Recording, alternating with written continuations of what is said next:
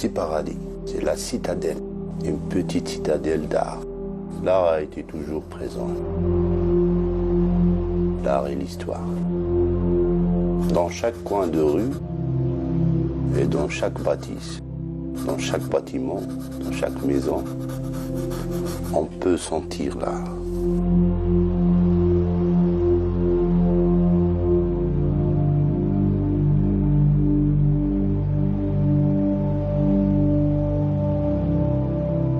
Avec le temps, j'ai pu voir que j'avais quelque chose d'artiste au fond de moi. C'est derrière le métier à tisser que j'ai pu découvrir que je peux écrire des proses, que j'avais de l'imagination. هلك نيت الراس جامت عنينا ويفتش عن نسب تيجاني سوال قال بديتك بالسوال تسامحنا ولا تجحدش يكون صادق في المقال أنا من الأقواط مانيش منا بسوالك فكرتني هذول أعلال لقواط أقواطين في معرفتنا ولقواط المعلوم ولقواط كسال لقواط اللي جاب ميزو شرقينا واللي ناس عايشة هما ودلال ما نرضوا بالذل اللي عاشرناه ونموتوا عنيه في رخصة في المال سقسي قاع الناس راها تعرفنا ما تلقى فينا رذيل ولا ذلال عيطة من العراش راها نسبتنا يختاروا لأولادهم منا الأخوال. On va dire des murs conteurs d'histoire.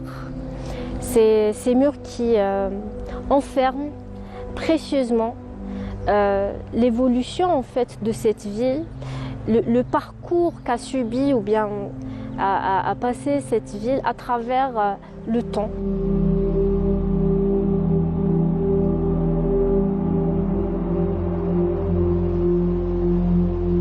Je travaille surtout la gouache comme peinture. Avec la peinture, j'ai vu la copie de ma ville, surtout dans ce mur et surtout la couleur.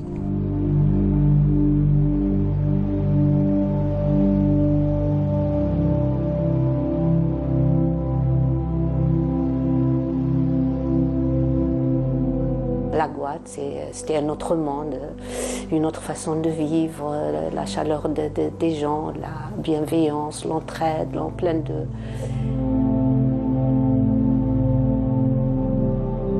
L'Arwat, ô l'Arwat, ô oasis des amoureux, ô chaîne de murmures. Voilà qu'en toi, je termine mon voyage. Voilà qu'en toi, je finis mon verset. Qu'en toi, je finis mes périples. C'est comme ça que je suis rentrée à l'Arwat, une oasis d'émotion, d'histoire et de générosité, celle de ses habitants, de ses enfants et de tous ceux qui ont et qui font son histoire, d'hier et d'aujourd'hui. L'Arwat, une cité qui résume le monde. Quand j'étais petit, j'ai vu ma sœur et mon frère en train de dessiner. Ça m'a donné envie de parler parce que la Guadeloupe, ça m'a inspiré. Il m'inspire toujours, avec ses ruelles, ses couleurs et sa lumière. Et c'est comme un dialogue entre moi et ma ville natale, la Guadeloupe. Je suis de la Guadeloupe, donc c'est comme un cadeau. C'est une reconnaissance entre moi et cette jolie citadelle.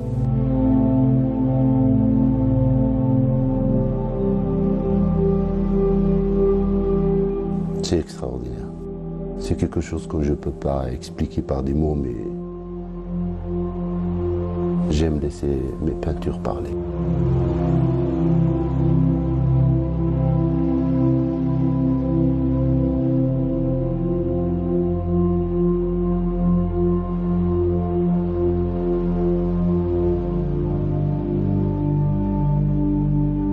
Ça m'inspire toujours et je suis toujours inspiré par la Guadeloupe.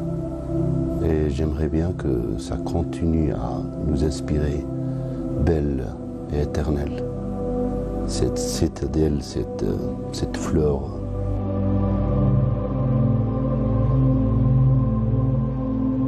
Dans son périple à travers l'Algérie, Eugène Fromentin, pionnier des peintres orientalistes, a découvert puis révélé la magnificence du Sahara, qui lui inspira 2 ouvrages littéraires, une année dans le Sahel et un été dans le Sahara, qu'il conclut à son dernier chapitre consacré à l'Arwat. Il y a dans ce pays je ne sais quoi d'incomparable qui me fait le chérir, où retourneront mes regrets en quelque lieu où je sois. Pour la lumière de l'Arwat, son ciel bleu azur et ébloui par les ocres naturels de l'oasis, il changera les règles de sa peinture. Sa palette, plus d'un siècle plus tard, inspire encore des artistes à l'image de Belkacem, Saïdat et Ahmed Ressouk.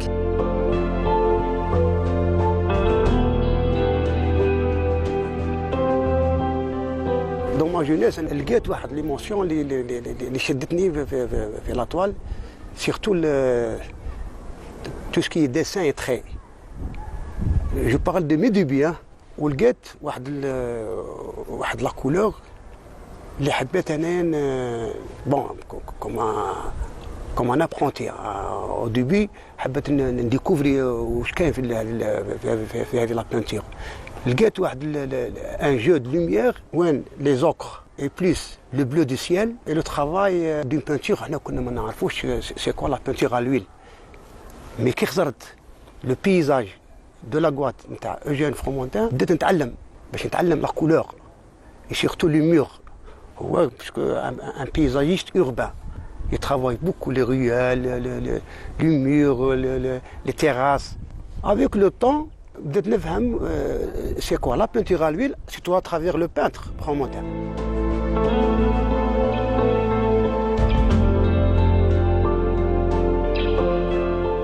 Eugène Fromentin, premier peintre à visiter la Guatte, orientaliste, il avait découvert une formule dans la peinture. C'est-à-dire, l'Europe, il règne une atmosphère différente, tout à fait différente, grisâtre pendant l'hiver. Donc ici, il avait la lumière et le ciel bleu azur. La première remarque à remarquer Fromentin, dans le rocher, qui est derrière le Fort Morand, il a vu une mer de palmeraies. Alors, il prenait un burnous et une musette, comme oreille, la musette est remplie d'orge. Il se couchait sur le rocher pour immortaliser la scène du lever du soleil.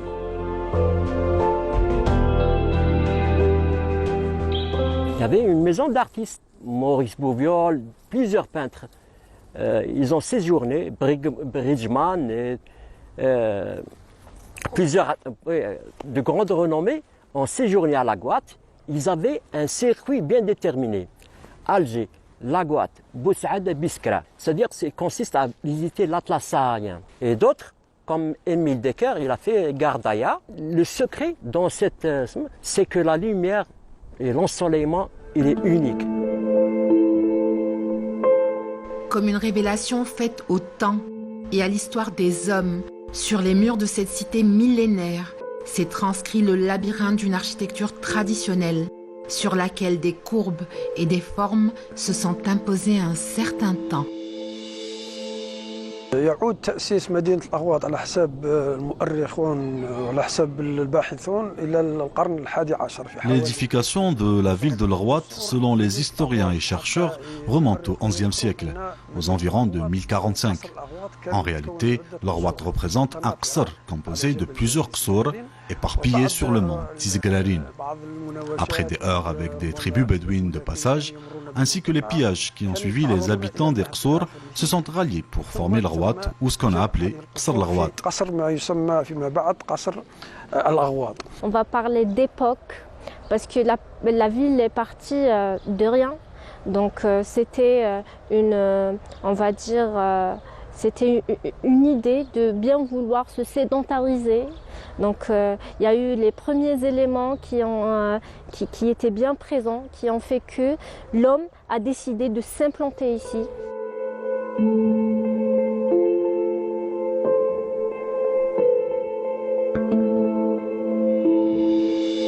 قصر مدينة الأغواط كان فيها 4 أبواب كجميع القصور.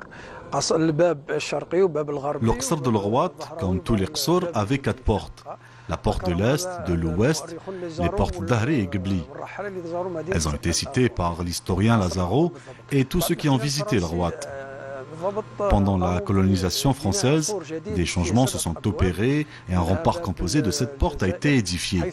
Le colonisateur a modifié l'accès à la ville qui se faisait à la base par la porte de l'Est ou Bab el-Oued à la porte d'Alger.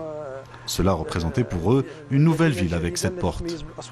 Bab el-Zahir, Bab el-Assa, Bab el-Oued, Bab Jdid, Bab el-Sharqi et Bab el-Gharbi. Il y a la ville ancienne de l'époque qu'a cité Ibn Khaldoun. Il y a après l'époque coloniale, l'époque post-coloniale, l'époque contemporaine d'aujourd'hui. On remarque qu'il y a des forts qui veillent en fait sur cette ville. On a des maisons introvertis qui se ressemblent tous à l'extérieur, mais à l'intérieur c'est des vrais bijoux architecturaux. On va citer la maison de Bouamel par exemple, qui fait un petit peu rappel à la maison, aux maisons mauresques d'Alger, donc avec un cachet bien spécifique, à savoir l'arc, à savoir des liges, et bien sûr sans oublier le mausolée qui veille sur la ville.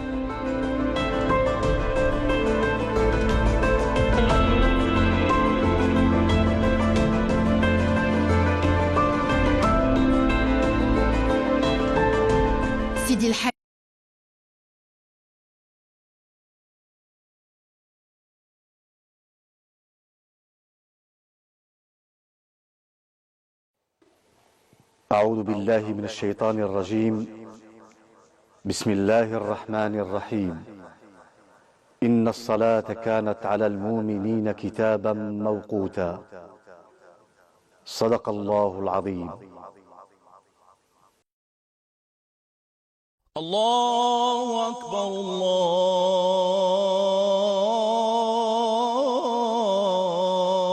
الله أكبر. أشهد أن لا إله إلا الله.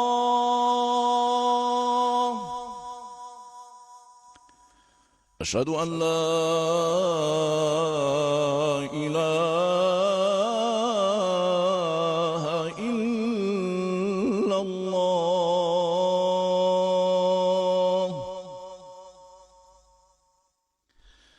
أشهد أن محمدًا رسول الله.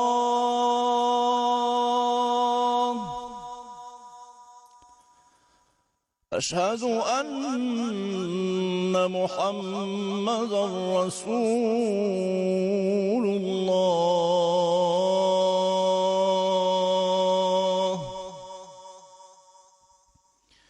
حي على الصلاة.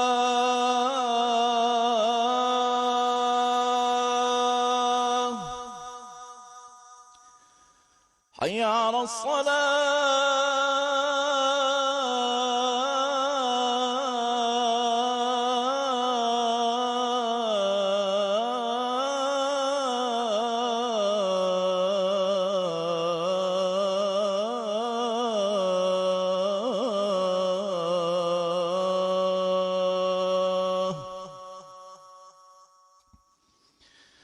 حي على الفلاح.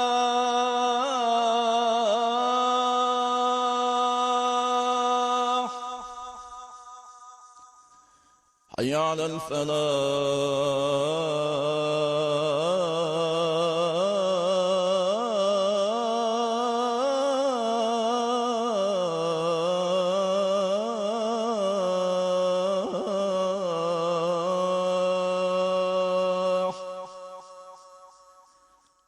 الله أكبر الله أكبر. لا إله إلا الله.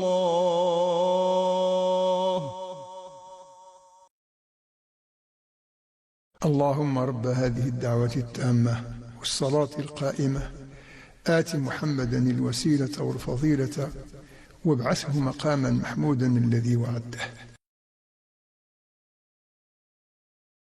Idrissa, saint patron de la ville, repose sous la coupole et à partir de laquelle, en 1852, les troupes coloniales ont établi la batterie de Brèche qui ouvrit l'Arwat un temps.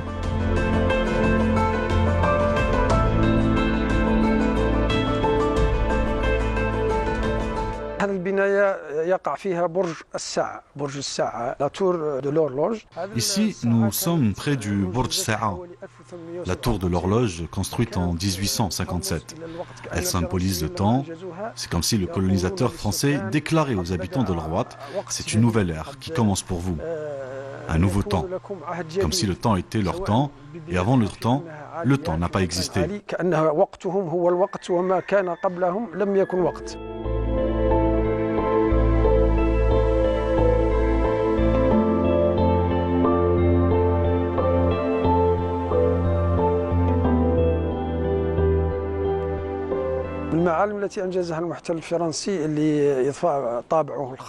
Parmi les monuments édifiés par le colonisateur pour asseoir son propre cachet et son style, il y a ce que l'on surnomme la vieille église, la basilique Saint-Hilarion. Son emplacement est très important, il n'a pas été choisi au hasard. L'ancien colonisateur la voulait comme un rempart contre toute évolution et expansion de l'ancienne ville et laissait ainsi toute la place au tracé qu'on a appelé du Bahreïn.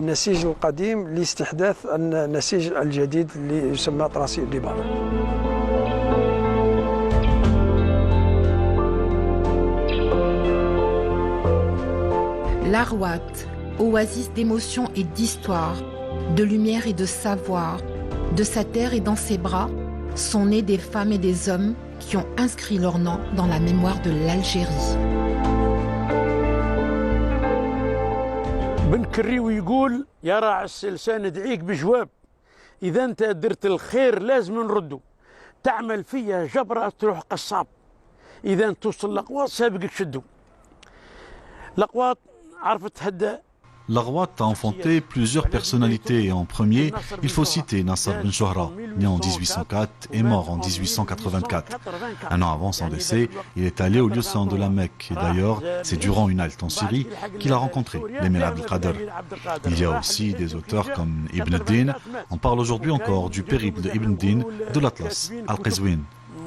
Sid Ahmed Tijani a écrit un ouvrage intitulé El Kounasha. L'une des premières traductions du Saint-Coran, c'est un natif de l'Arwat, Ahmed Laïmesh. Il a traduit en 1921.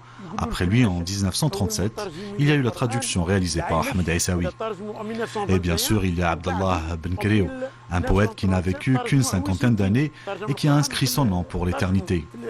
Il est né en 1871 et il est mort en 1921. Sa poésie a été chantée par de célèbres noms de la chanson comme Khalifi Ahmed ou encore Ben Ammar. Sa poésie a été chantée aussi par Fadela Zelia, Khoudil Mansour, Abdelhamid Ababsa, Rabah Deriassa. Tout le monde a repris sa poésie.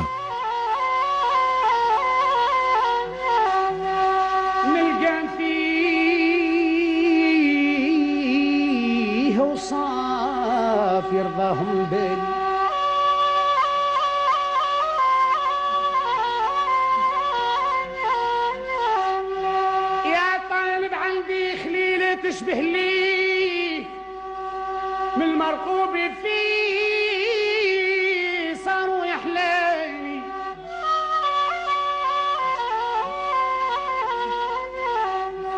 نبات البصر في الليالي نظر ليه يا يا يا يا يا قلنا خضير منصور قنته فضيلة زيرية قناه عبابسة قناه درياسة قاعدهم قناو الشعر تاعهم قلبي تفكر أربان رحالة تاريخ لافريقيا شمالي كيفاش كانوا قمان خيالة حصرة قداش زيد باب الطالي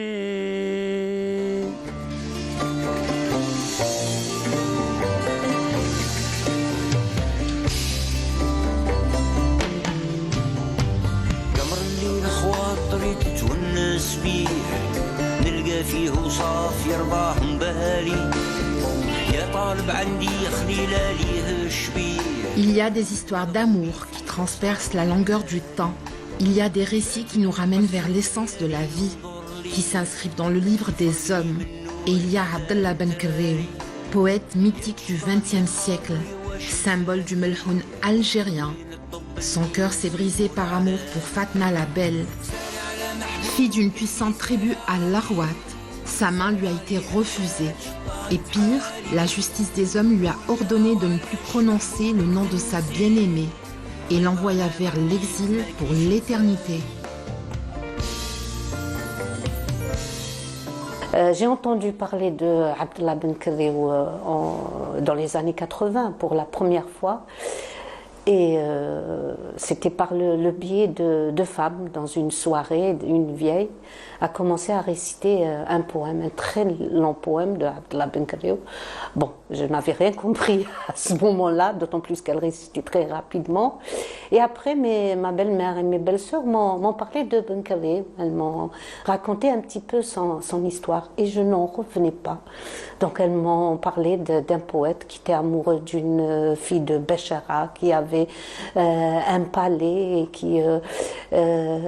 que le Béchara avait refusé de la lui donner en mariage et qu'il l'avait fait exiler. Et je me suis dit, tout ça existe chez nous alors que je n'en avais jamais entendu parler.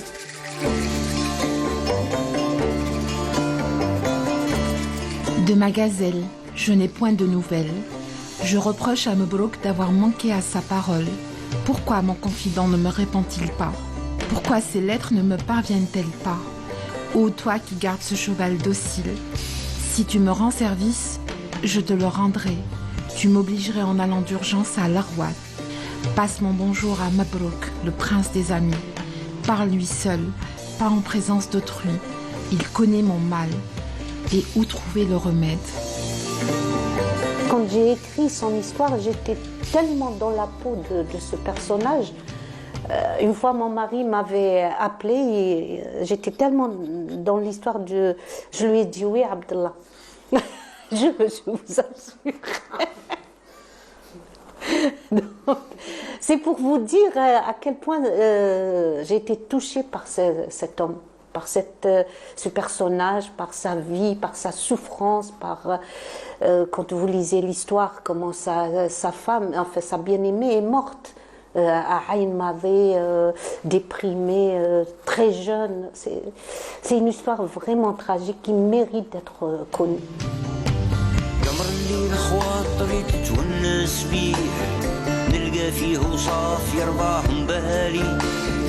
يا طالب عندي خليلالي الشبيه من مرغوبي فيه سهر ويحلالي بات نقسم في ليالي ننظر ليه يفرقني منه الحذار التالي انا ولايدي ديما ايدو اتقود في ايدي واللي ذليل درتو سيدي ارخوس تعود تمالي شان Les tisseuses, elles sont principalement dans des villages perdus, où il n'y a rien du tout autour. C'est des femmes qui ne sortent pas de chez elles, elles n'ont pas de métier, c'est des femmes au foyer. Donc reprendre le tissage, ça a été vraiment une aubaine pour elles. D'abord, c'est revenu d'argent parce que c'est devenu un revenu pour elle. Il y en a une femme, par exemple, elle a pu envoyer sa fille à l'université. Une autre qui est veuve, maintenant, elle est complètement indépendante financièrement. Et c'est des femmes qui savent que tisser. Donc moi, mon travail, c'était de leur montrer ma manière de tisser parce que moi-même, j'ai dû revoir tout ça.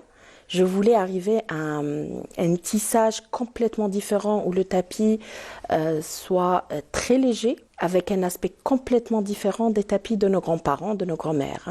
Et arriver à ce résultat-là, ça m'a rapporté quand même une satisfaction.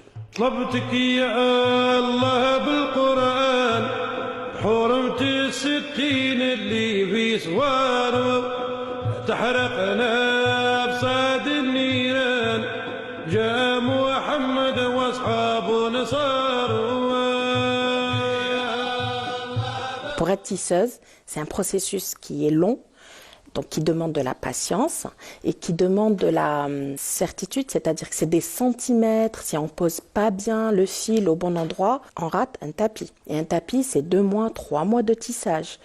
Donc c'est des femmes qui sont très concentrées, intelligentes, ils ont un esprit un peu de géométrie dans leur tête, sans aller à l'école ou sans apprendre cela. Ça a été transmis par les grands-parents. Donc c'est pas donné à tout le monde de devenir tisseuse, au fait.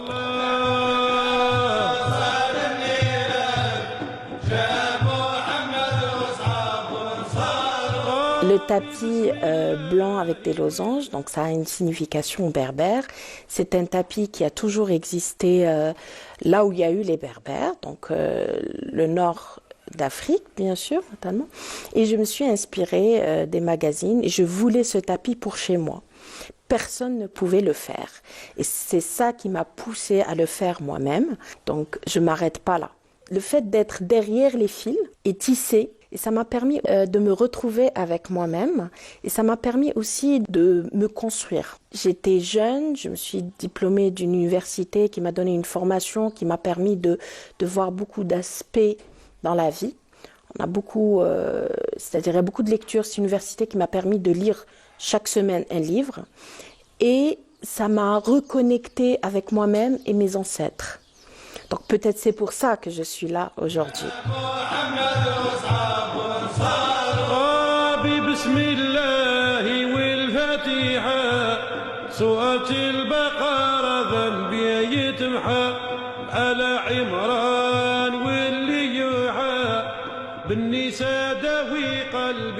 J'associe le tissage à une forme d'expression et de sérénité.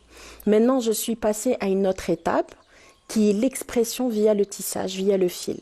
Donc, je me suis exprimée avec l'œil et le palmier, je me suis exprimée avec le chiffre binaire, l'évolution. Donc, je laisse la surprise, il va y avoir toute une histoire derrière tout ça, etc. Donc, maintenant, il n'y a pas que Nassij Home et les tapis. Maintenant, il y a Nassij Home Art, c'est en construction. Et l'écriture, c'est déjà là. J'ai fait 2 expositions, donc une de Yahjanjan Yemjemjen et une exposition à l'international.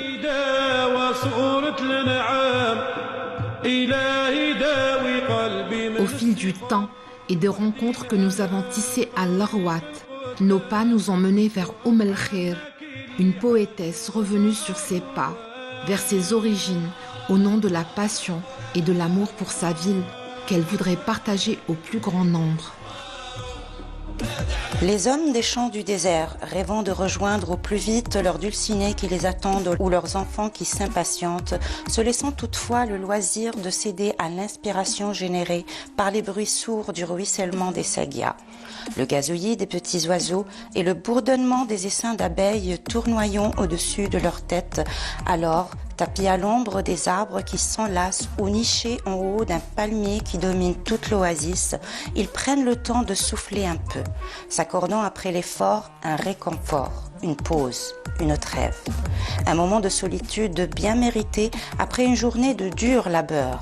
Un moment presque irréel, empreint d'une profonde méditation sur la majesté de la vie lorsqu'elle a été bien servie, sur la bonté de la nature lorsqu'elle a été respectée.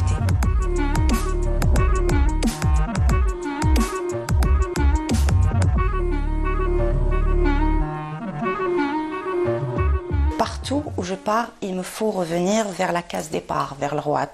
Parce que le Rouat, pour moi, c'est mes souvenirs d'enfance, c'est ma grand-mère, c'est mon papa, c'est mes amis. Et c'est cette chaleur que je ne retrouve nulle part ailleurs au final. Aller me balader dans le vieux Ksar, retrouver la maison de ma grand-mère, aller vers l'église devant laquelle je jouais quand j'étais jeune, passer par le presbytère et monter vers Zgeg el-Hajjaj, aller jouer dans le gouba de Sidi Abdel Qadir. Ça, c'est des souvenirs qui sont ancrés en moi. Donc, même si j'aime bien voyager, si j'aime bien aller découvrir d'autres régions, il me faut toujours un retour aux sources, un retour à l'Rouat. Donc, c'est pas possible de faire autrement. se balader dans les vieux quartiers, rencontrer des gens, prendre le temps de discuter, passer par le souk, retrouver les vieilles dames dans le jardin à côté d'Ahmed Zeytoun, monter vers le fort Bouskaren.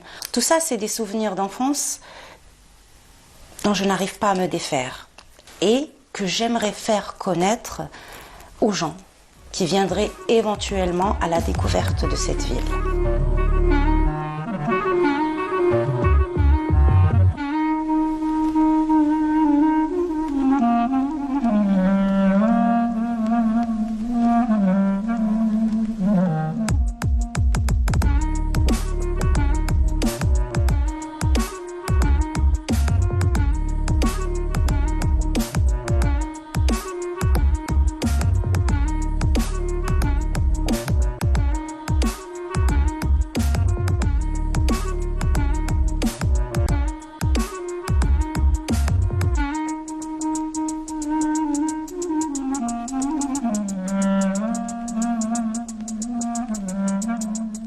Amour inconditionnel pour cette ville. Et je l'ai tellement souvent quittée que un jour j'ai décidé de me réinstaller chez moi.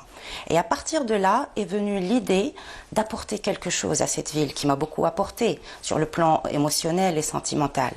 Donc j'ai voulu rendre l'appareil à ma ville et j'ai décidé de créer ce projet de maison d'hôtes qui va dans le sens de mes aspirations, parce que j'aime bien aller vers les gens, j'aime bien les rencontres, le partage, la générosité et l'échange. Son aspect historique, son patrimoine, sa culture, ses spécialités culinaires, la gentillesse et la générosité des gens, qu'il découvre beaucoup de choses, beaucoup de monuments, le site de gravures rupestres, qu'il découvre la nature d'Al-Rouat qui est très très diversifiée entre la steppe, les dunes, les montagnes.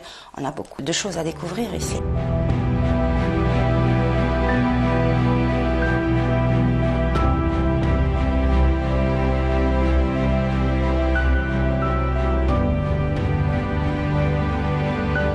Et au croisement du temps, entre sédentaires et nomades, l'histoire s'est transcrite à flanc de montagne. À El Richa, station rupestre du Grand Atlas saharien, ceinturée par l'histoire millénaire des hommes de la préhistoire, racontant à l'humanité leur quotidien simplement. Historiquement, ces montagnes jettent leurs racines dans les âges géologiques. Vous savez que dans la Rouat, il y a vraiment beaucoup de témoins de la vie sur Terre depuis que la Terre a été formée. Donc des ammonites et des trilobites.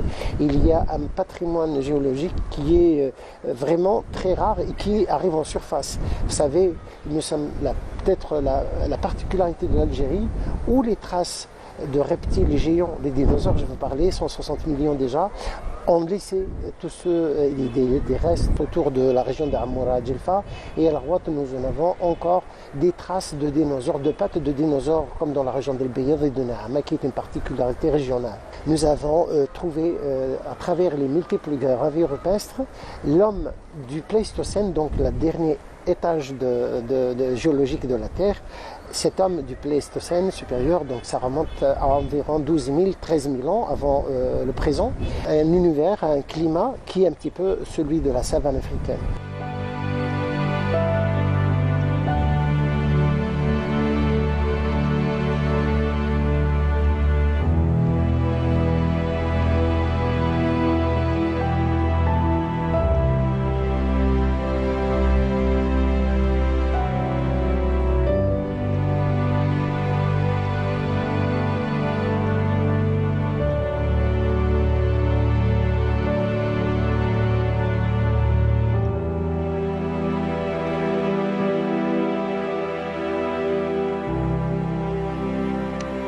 Ce tableau est l'un des plus importants, pour ne pas dire que c'est vraiment le plus important. La scène représente une éléphante que vous voyez là, faite avec un trait assez visible, qui protège son petit sous sa trempe,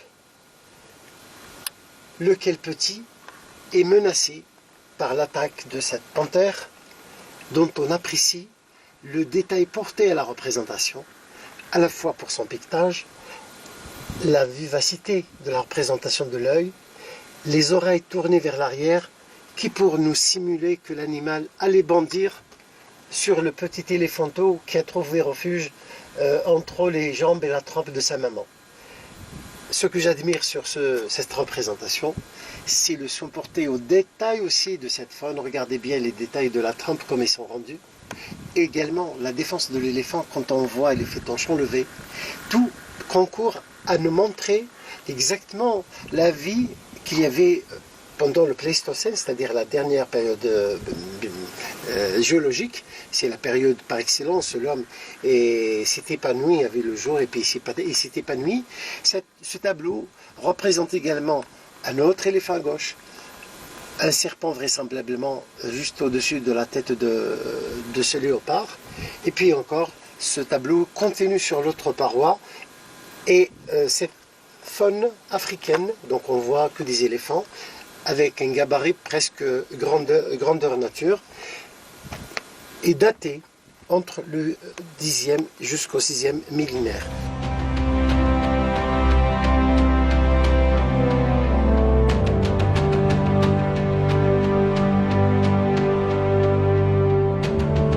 Cet homme a été le témoin de la vie au quotidien, d'une grande faune africaine aujourd'hui, de rhinocéros, de bubales, l'ancêtre du grand buffle d'Afrique, des girafes et des éléphants. Tout cela est porté sur ces parois rocheuses, avec dextérité et doigté, enviable à l'homme de nos jours qui a cumulé tous les savoirs.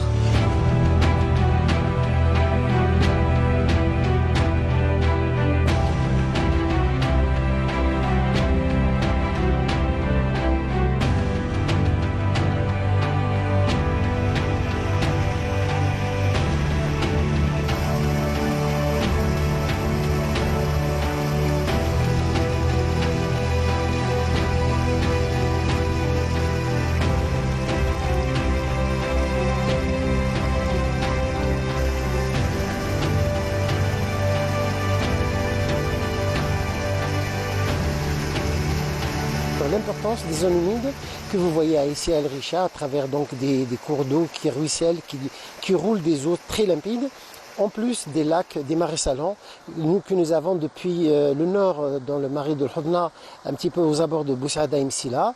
Nous avons les deux chôtes, donc Zahrez et Sharqi et Gharbi dans la wilaya de Jelfa, auxquels se rajoutent tous les grands chôtes à l'ouest. Donc je vais parler des chôtes un petit peu dans la région de Saïda. Cela étant, ces espaces de zones humides constituent les derniers lieux de passage pour une variété d'oiseaux, nicheurs par moment et voyageurs par occasion.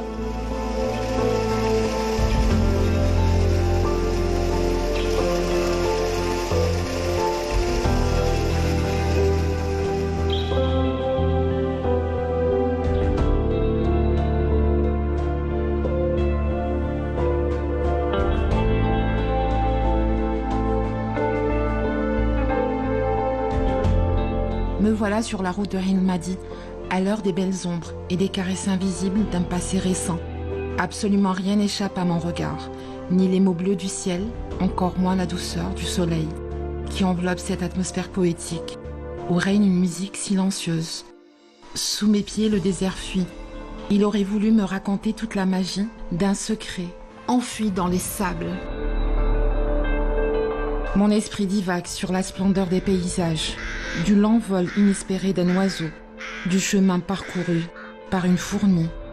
Dans ces plaines étendues, je rêve de la princesse des sables et de son roi qui, il y a un siècle et demi, a bravé le monde entier pour lui prouver son amour. Instinctivement, j'imagine la jeune Aurélie parcourant à cheval ces plaines, aux côtés de son prince. J'imagine son cœur battre pour ce lieu où elle finira ses jours. Je la vois pénétrer le royaume que Sidi Ahmed, petit-fils du fondateur de la confrérie Tidjaniya, lui a construit, le palais Kourdan. Ils se marièrent pour la vie en 1871. Et ici, Aurélie Picard est devenue Lella Yamina. C'était en 1888.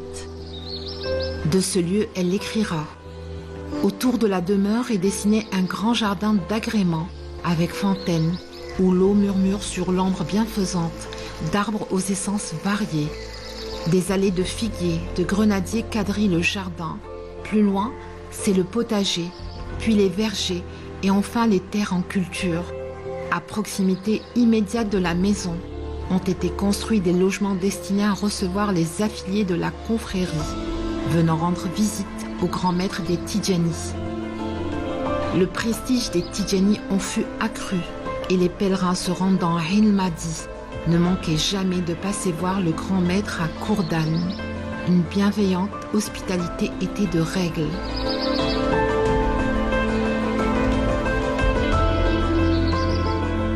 L'originalité de l'endroit, c'est déjà par rapport à sa localisation qui se trouve derrière il y a la montagne juste à côté, mais le climat ailleurs, il est aride. Alors qu'ici, c'est tout le temps frais, il y a la fraîcheur même en été et tout. Donc l'endroit, déjà, il est très pensé et très réfléchi par rapport à la localisation.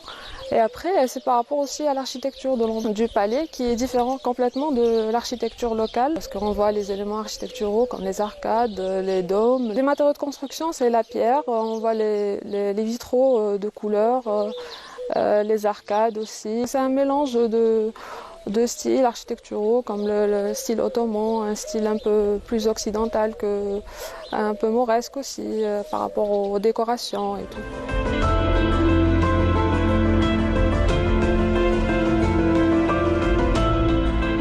Je voudrais parler de l'atmosphère agréable qui est ici, le calme. On ne dirait pas que c'est un lieu qui est au milieu du désert et tout.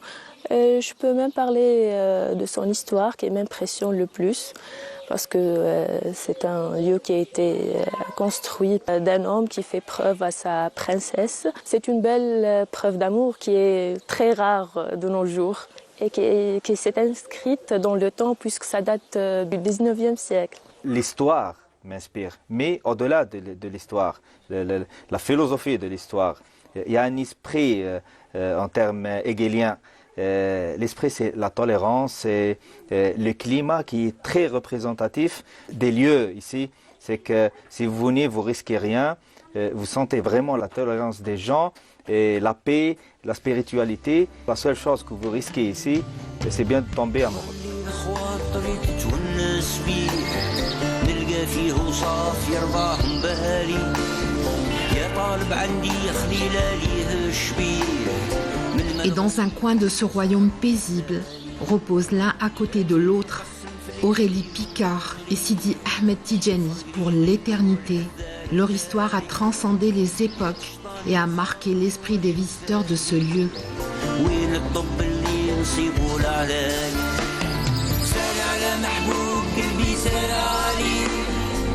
عليها ساد شطانة حالي قولها وعلاش محبوبك تنسي غيظة انا ظنيت ما كيش تسالي مرسوم فيكي خلاو على هنجي. Et à Kourdan, ce qui a aussi marqué mon esprit, c'est ma rencontre avec Si Mohamed, venu avec ses enfants, en quête d'eau. Si Mohamed et sa famille vivent sous une tente à une quinzaine de kilomètres de Kourdan.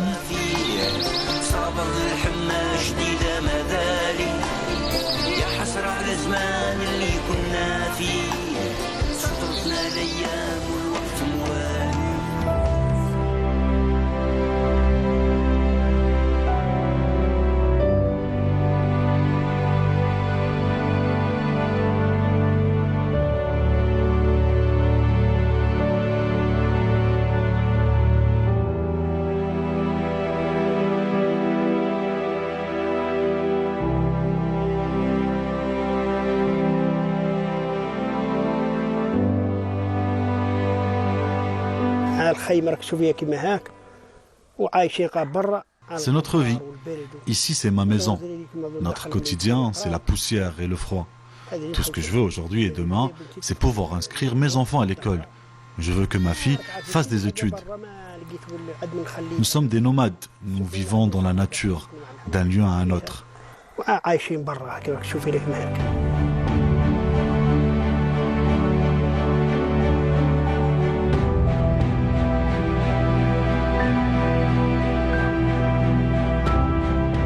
Je travaille comme berger et je suis payé à 10 000 dinars par mois pour garder une centaine de bêtes, des moutons, des chèvres.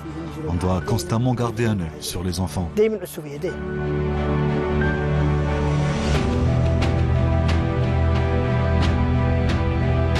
المريض يدور يحوس على السكنة ويحوس يقرأ يحوس أخويا ما يعيش برا يعيش أخويا السكنة يعود يقرأ هي وهود وجمال وعيسى ياك عمر ما تحوس تقرأ.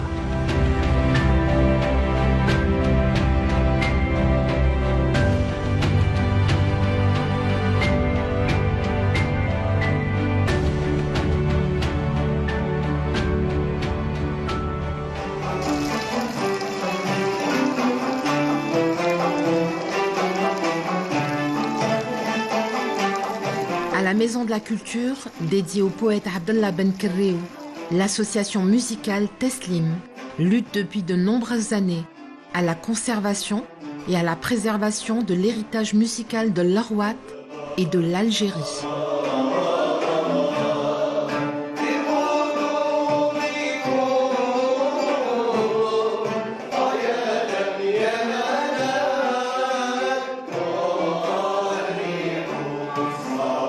Un héritage que nous essayons de pérenniser, car cette tradition existait depuis fort longtemps ici. Et nous sommes encore spécialisés dans la musique arabe classique, qui dit dans ses formes et structures telles que le samaï, l'unja et tant d'autres. Nous avons des jets, des compositions dans ces formes. Une partie de mon samaï, Nahawan, j'en ai d'autres encore. Avec mes amis du groupe, on essaie de les travailler correctement et de faire quelque chose d'élaboré.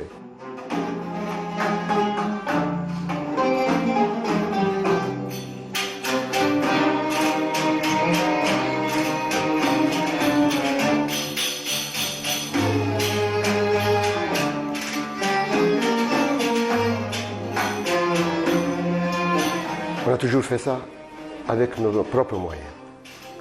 Oui,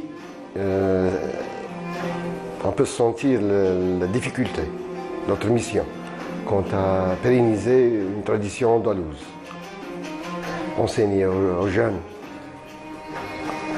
Tout d'abord, convaincre ces jeunes à aimer cette musique. C'est pas donné à tout le monde, c'est pas facile. C'est une, soi-disant, une musique d'élite, qu'on ne le veuille pas.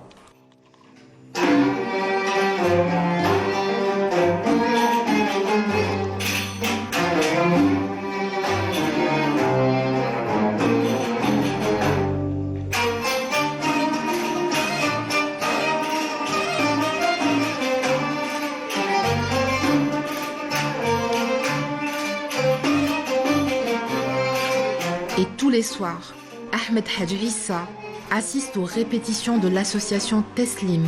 Ce passionné de musique est descendant du fondateur et protecteur de la ville de l'Arwat. Pour moi, c'est le symbole de l'unification d'une ville qui était avant sa venue à la Guatte des tribus qui étaient rivales, qui s'entretuaient entre eux.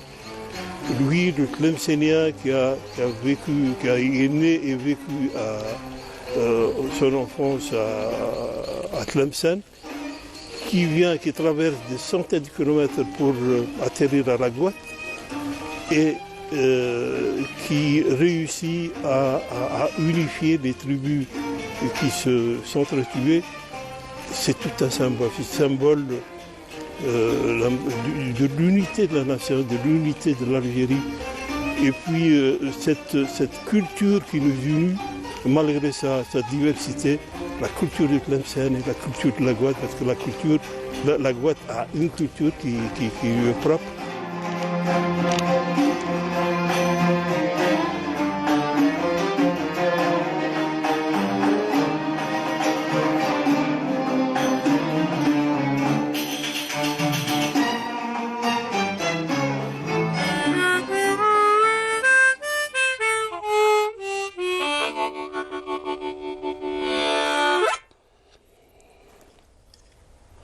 Okay, hip.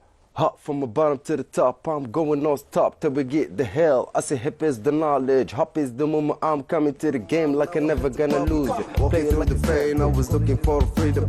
With my people, I have my gun, I don't need a man. I was having family at the table, look after me. Now I have a family, all they do is look after me. Then I had to make them proud of me. What works for me is stopping me. Going through the woods.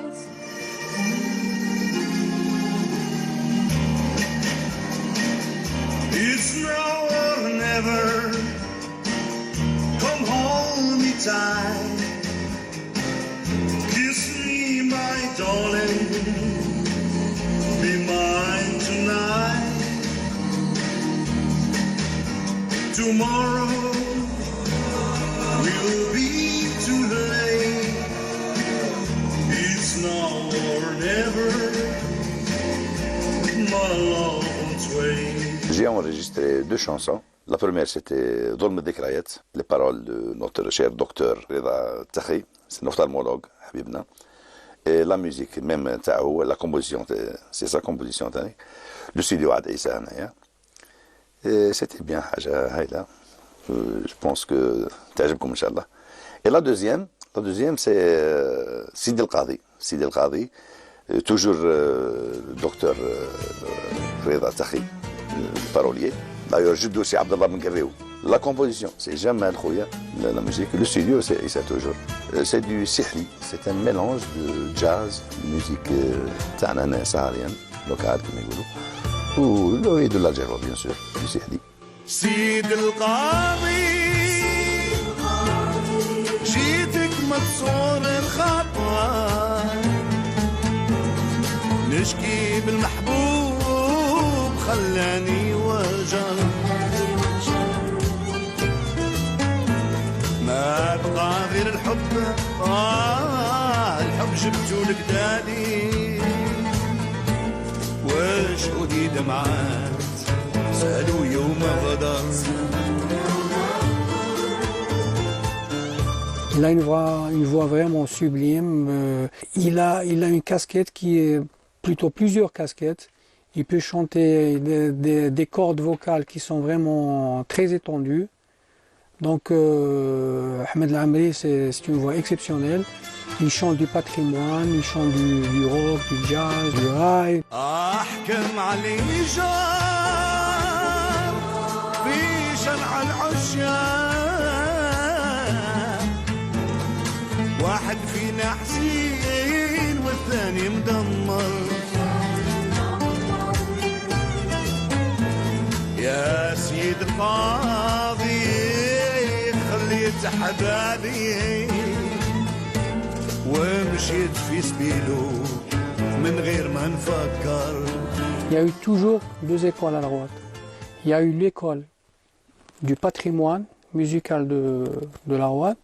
Il y a eu toujours une autre école qui est de l'école occidentale. Donc ce qui a fait le mélange des musiques à la droite, ce qui a fait aussi le jumelage des artistes à la droite, il y a eu toujours ces 2 écoles, ce qui a enrichi la musique à la droite. Donc voilà, il y a comme à l'époque il y avait Rimalek, il y avait le premier groupe à la droite qui était un groupe moderne. Le groupe il est né en 63-64. Donc ils étaient déjà, à leur époque, ils étaient très avancés. Ils jouaient du jazz, du rock, des shadows, de la musique, de la ballade française. Donc il y avait la première association aussi qui s'appelait Fourier. Ils étaient spécialisés dans la musique purement traditionnelle de la droite. C'est ce qui a fait l'enrichissement de la musique à la droite. La nouvelle génération, on peut citer comme exemple la diva de la chanson de la région, de la chanson saharienne, c'est l'Ammaria.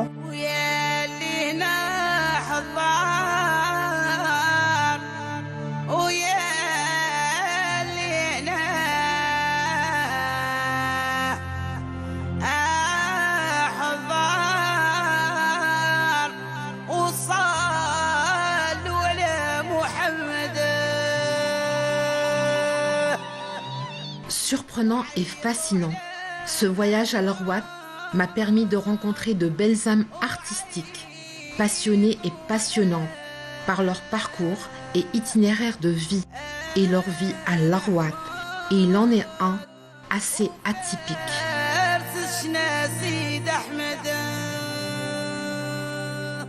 C'est une chanteuse qui est vraiment, elle a une voix vraiment très pure, très juste, très naturelle. La Maria, vraiment, elle exprime vraiment l'essence de la musique de l'Arwat.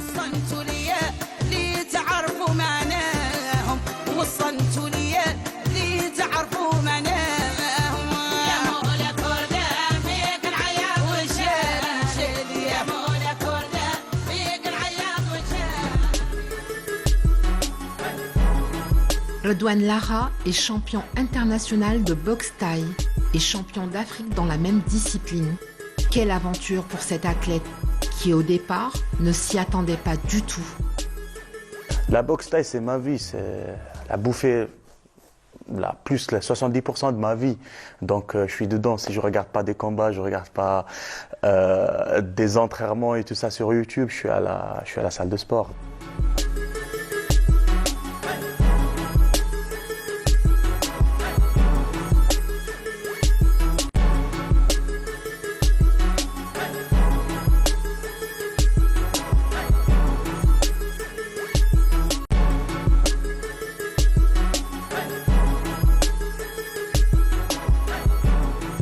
Avant, j'étais malade, j'avais scoliose. Et tu vois, c'est le destin, subhanallah. Je me suis entraîné, j'ai boxé, je suis devenu champion. Un peu comme ça, c'est comme ça, quoi.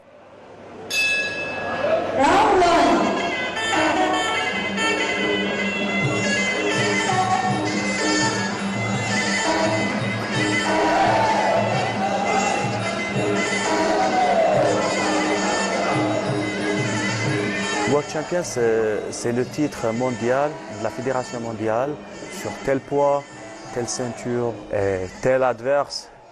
C'est l'un des meilleurs titres qui existent. Donc je voulais bien le réaliser et pourquoi pas dans ma ville.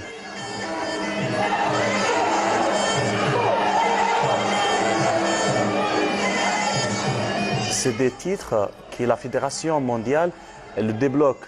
Soi-disant sur le ranking, on trouve qu'il y a quelqu'un je propose à boxer telle ceinture, tel champion du monde. Je le boxe et je prends sa ceinture si je gagne.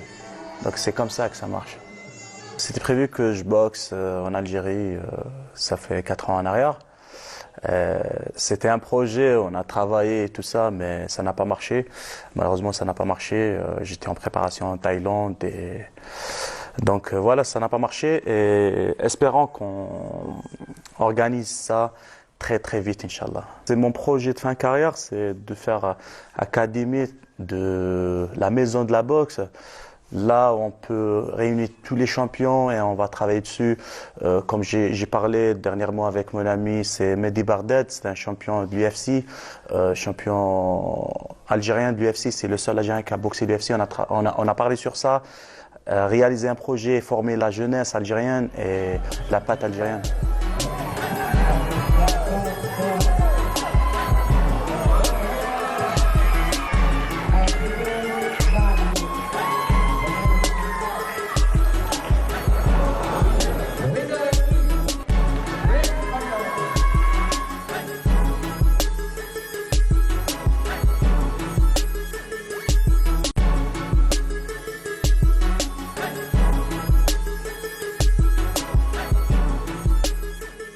Je rêve d'ouvrir une grande galerie spécialement pour l'art, une galerie d'art ici à la Guadeloupe.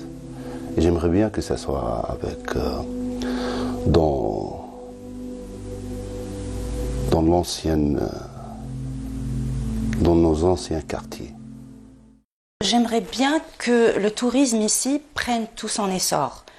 parce que c'est une ville qui n'a rien à envier aux wilayas limitrophes, à savoir Djelfa, Msila, El Bayab, Ghardaya. Nous avons beaucoup de richesses, elle a beaucoup de potentiel et j'ai envie que les gens, au lieu d'être de passage, juste de passage par le Rouat, puissent s'arrêter et prendre le temps de découvrir notre ville et ses richesses.